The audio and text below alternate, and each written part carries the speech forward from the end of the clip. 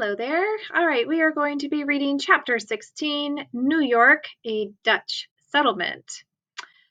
Dutch specialties. Have you ever wondered where donuts came from, or waffles, or coleslaw? What about sledding, or ice skating, or bowling? How about Santa Claus? All of these and much more came to our country with the Dutch settlers. Their colony was located right in the middle of England's American colonies. It was between the Puritan towns of New England and the plantations of the southern colonies. It was a pleasant September morning in 1609. That was just about 2 years after the Jamestown settlers sailed up the James River in Virginia. An explorer sailed his small ship up a wide, deep river that would later be named for him. This explorer's name was Henry Hudson. He was an Englishman, as you guys know, since we've already done explorers, but he was working for the Dutch. The river he found is now called the Hudson River. Henry Hudson was looking for a waterway through America to China.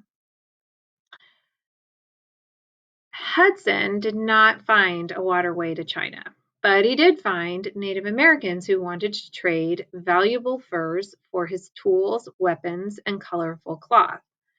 Hudson also found dense forests and good land for farming. He claimed a large area of this land for the Dutch. The Dutch decided the territory would make a great trading post. They called the trading post New Netherland after their homeland, the Netherlands. In 1621, a group of wealthy Dutchmen formed the Dutch West India Company.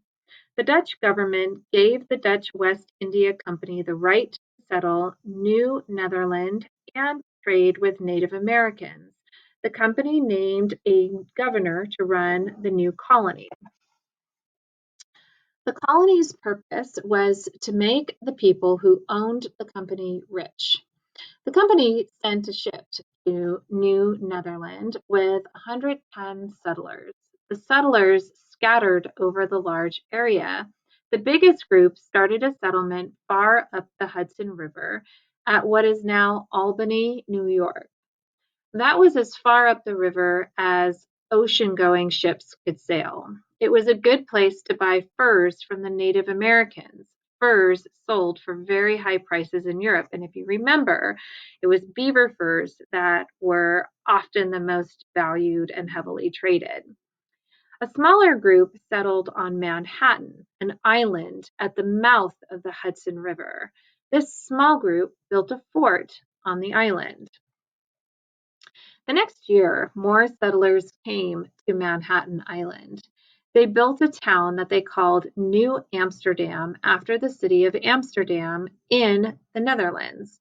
The governor of New Netherland thought it was a good idea just to buy the whole island from the Native Americans. So here's what happens. This is the story.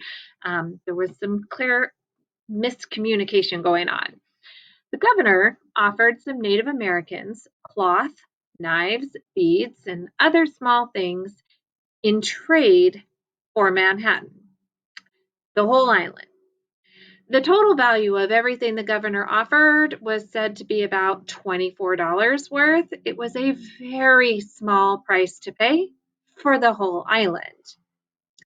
The governor probably thought he had done very well in the trade. The Native Americans probably thought they had done pretty well too. They didn't think they owned the island to sell in the first place. They didn't think of land as something that could actually be owned by somebody. So, a little bit of additional history I've read on this is that they think that the Native Americans agreed to this and were granting these settlers kind of like passage along the island, not necessarily ownership of the island. The Dutch built houses, streets, and public buildings in New Amsterdam. The houses they built were tall and narrow with steep roofs. They looked like houses back in the Netherlands. The Dutch built a wall across the island at one end of the town. Outside the wall, They started farms, which they called boerderies. The Dutch worked in their new town. They also loved to have fun. Boys and girls in New Amsterdam went to school year round, but the Dutch settlers had special holidays. One of those holidays was called First Skating Day. It was the first day that the ponds were frozen hard enough for ice skating. On that day, the schools closed and the whole town went ice skating all day. That does not sound like a bad deal. Most Dutch people were tolerant. They invited other settlers to come to New Amsterdam. People came from the Netherlands and Germany and England. They came from Sweden and Norway. They even came from Brazil. In 1640, a visitor to New Amsterdam said that he heard 18 different languages being spoken on the town's streets. Peter Stuyvesant was named the second governor of New Amsterdam. He was a strong leader, but he did not get along well with other people. Stuyvesant had a wooden leg, and if he did not get his way, he would stamp his wooden leg and swear. He was not tolerant of certain religious groups. He was very cruel to Quakers and not kind to Jews or Catholics either. Stuyvesant hated anyone who disagreed with him. If anyone disagreed with him, he would say that he would ship the person back to the Netherlands in pieces. How many friends do you think he had in New Amsterdam or anywhere else in New Netherland? Not many. And this is going to kind of come back to haunt him. New Amsterdam was doing very well, but it was not growing very fast. Most of the Dutch people back in the Netherlands were happy with where they were living and chose to stay there. They had jobs and they had freedom of religion. Very few wanted to travel thousands of miles to start over in New Netherland. Life, however, was very different for the people who lived in England in the 1600s. They had many good reasons to leave, many of which we have talked about as we've learned about each of these colonies. The king liked the idea of England having many colonies in America. He wanted an English colony instead of a Dutch colony between the New England colonies and the southern colonies, right? Because this one's kind of nestled right there in the middle. In 1664, a war had started between England and the Netherlands. The King of England gave his brother the job of taking New Netherland from the Dutch.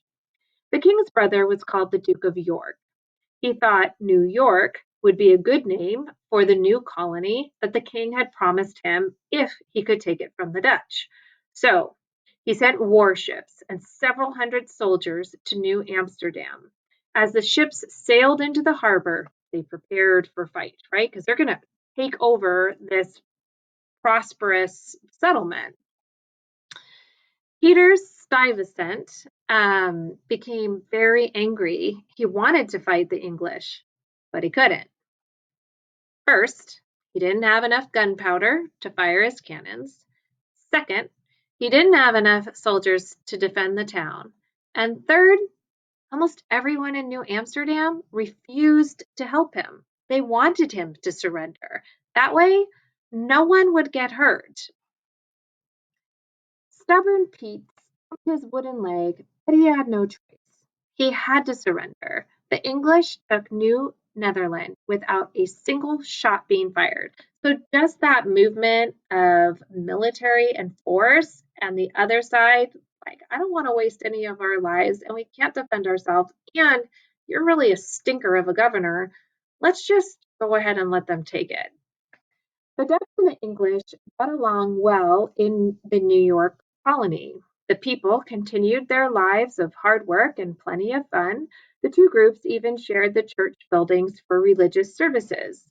The English allowed freedom of religion to stay as it had been under the Dutch. They even allowed Peter Stuyvesant to stay. He wasn't in charge anymore. The Dutch were probably happy about that. He just became an ordinary farmer on Manhattan Island. Today, New Amsterdam is called New York City, the place where the Dutch had built their wall, right, that separated the farmland to keep the farm animals from wandering into the town. Um, wait, hold on, sorry, I lost my spot, is known as Wall Street. So Wall Street is a really famous street in New York. It's where all the stock trading and businesses are kind of, and so that wall is the wall that was originally built there to keep out farm animals. In the tall buildings along Wall Street today, businesses deal worth millions, even millions of dollars are made every day. It didn't come out quite right. The area where the Dutch had their farms or bouveries, is that how you say that right? How do I say that? Bouveres, sorry, is now called the Bowery. Amsterdam Avenue is a busy street, and high schools, parks, and a neighborhood are even named after Peter Stuyvesant. And that is it for now. Next, we will read about William Penn and the Quakers. All right, see you next time. Bye.